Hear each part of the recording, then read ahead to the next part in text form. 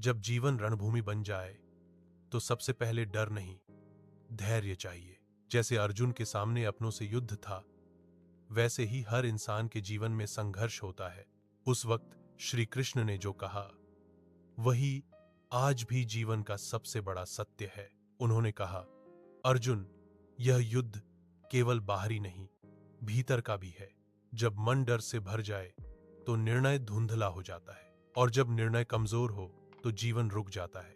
अर्जुन भी डगमगा गया था, क्योंकि उसके सामने अपने ही खड़े थे। लेकिन यही तो हर जीवन की कहानी है, अपनों के बीच भी युद्ध होता है।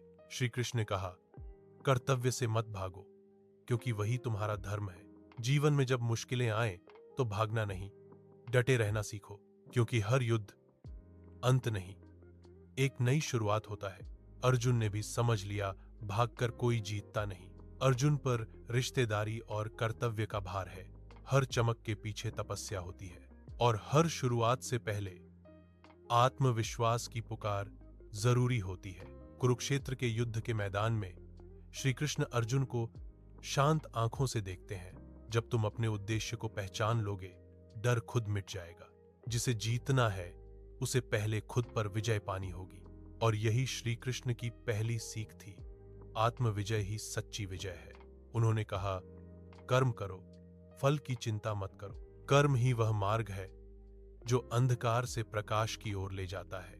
जब तुम आगे बढ़ते हो तो भगवान खुद तुम्हारा मार्गदर्शन करते हैं। श्री कृष्ण ने हमें सिखाया, संतुलन ही जीवन की कुंजी है। जब मन भटक जाए तो गुरु का एक वचन ही दिशा दे देता है, क्योंकि ज्ञान वही है जो अंधकार को मिटा दे। अब अर्जुन डर से नहीं, अपने धर्म से प्रेरित था, और यही पल था जब एक योद्धा दोबारा जन्मा। जब मार्ग कठिन हो तो याद रखो, श्री कृष्ण तुम्हारे सारथी, वह शक्ति जो भीतर है वही सबसे बड़ा अस्त्र है।